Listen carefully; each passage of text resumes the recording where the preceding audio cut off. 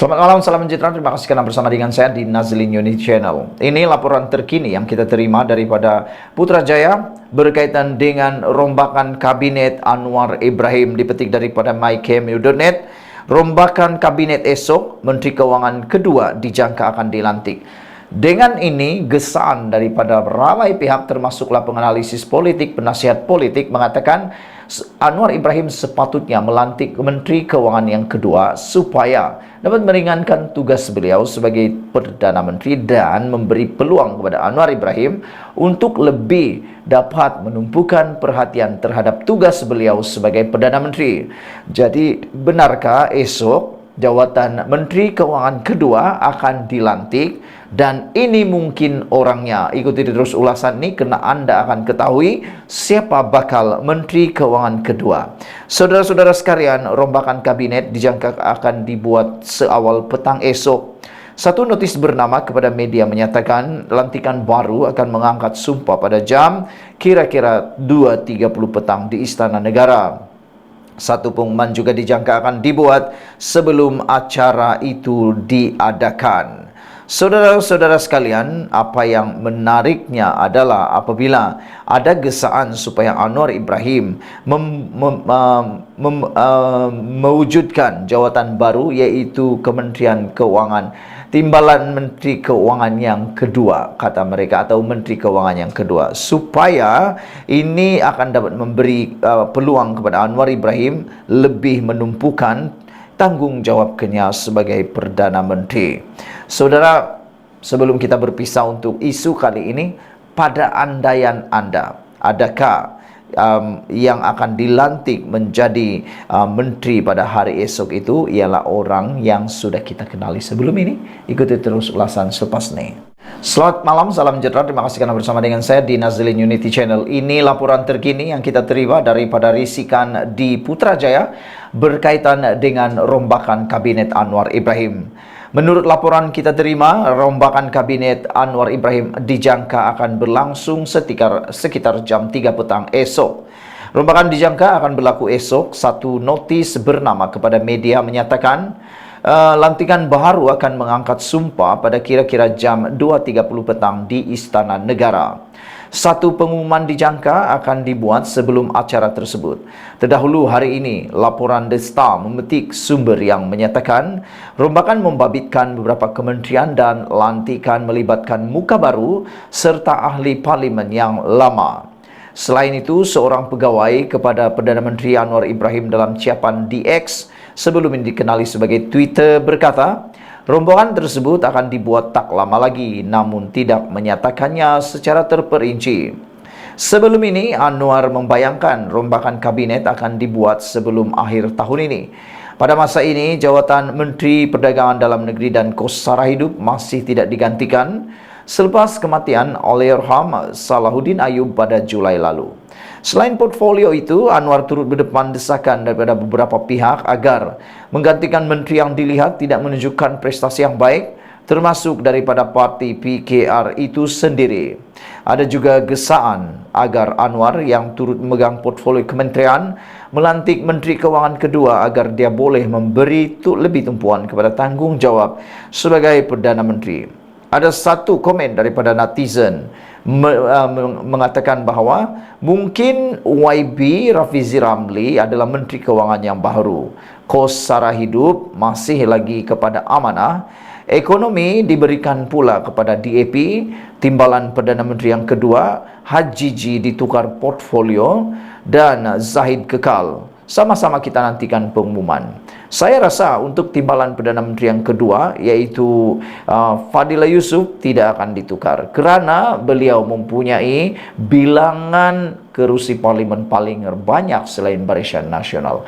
Jadi mustahil untuk timbalan Perdana Menteri kedua digantikan oleh Haji G, kerana Haji G hanya mempunyai beberapa ahli parlimen dan tidak cukup. Selain daripada itu, beliau bukan ahli parlimen.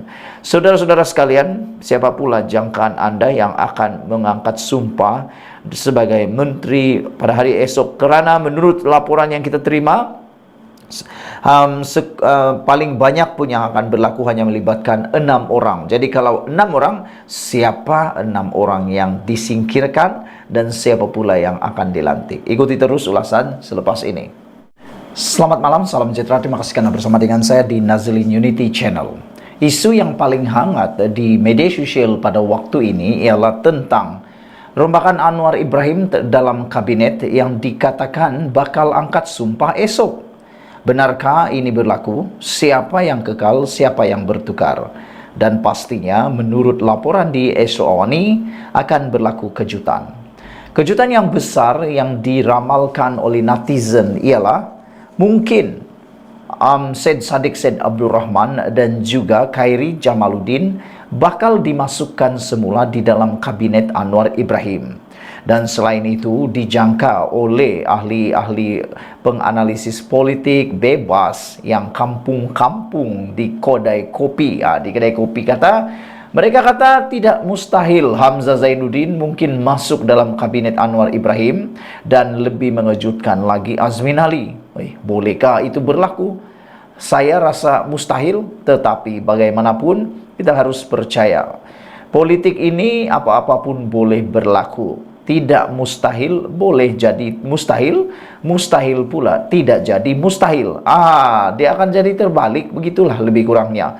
Tapi yang pastinya, coba teka, siapakah kejutan baru yang bakal angkat sumpah esok kalau benar esok akan ada rombakan kabinet, dan siapa pula yang akan dipecat. Saudara-saudara sekalian, di dalam laporan Esok-Awani, angkat sumpah ahli kabinet baru esok, siapa kekal, siapa bertukar, ada kejutan. Istiadat pengurniaan surat cara pelantikan sertai istiadat mengangkat sumpah menteri dan setia sumpah simpan rahsia oleh Menteri Persekutuan dijadwalkan akan berlangsung di Istana Negara pada jam 3 petang Selasa, menandakan rombakan kabinet pertama di bawah Perdana Menteri Datuk Seri Anwar Ibrahim. Menurut sumber dari Putrajaya, beberapa menteri akan ditukar portfolio dan jabatan wilayah persekutuan akan kembali dinaik taraf kepada kementerian. Bagaimanapun difahamkan, rombakan ini tidak akan melibatkan lebih dari 6 orang. Dengan tumpuan kepada beberapa kementerian termasuk jawatan Menteri Kewangan kedua. Beberapa sumber yang rapat dengan koridor kuasa menjangkakan sosok yang pernah menjawat jawatan sebelum ini dijangka kembali beraksi sebagai pemain utama. Persoalan seterusnya, siapa bakal menggantikan Allahyarham Datuk Seri Salahuddin Ayub sebagai Menteri Perdagangan Dalam Negeri dan Kos Sara Hidup KPDN. Ada orang mereka kata Khairi Jamaluddin layak untuk menggantikan Salahuddin Ayub, boleh dilantik sebagai senator. Hal ini kata mereka kerana dalam sejarah dan rekod kejayaan, Khairi Jamaluddin lah orang yang paling layak. Beliau sudah membuktikan dalam kejayaan beliau menangani isu COVID-19 pada waktu COVID-19 memuncak. Siapa lagi yang boleh menandingi dan menafikan kejayaan Khairi Jamaluddin? Tentulah pengalaman beliau yang begitu luas, yang kita boleh kata pengalaman yang luar biasa itu boleh membantu Malaysia dalam menangani masalah kos sara hidup.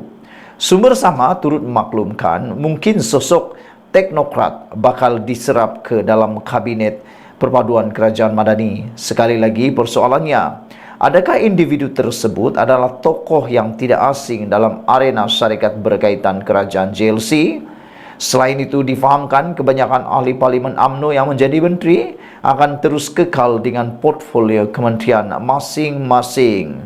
Saudara-saudara sekalian, siapa agak-agaknya yang akan disingkirkan dalam kabinet baru Anwar esok, dan siapa pula yang bakal dikekalkan? Cuba Anda ramalkan. Sekian dulu, ikuti terus ulasan selepas ini.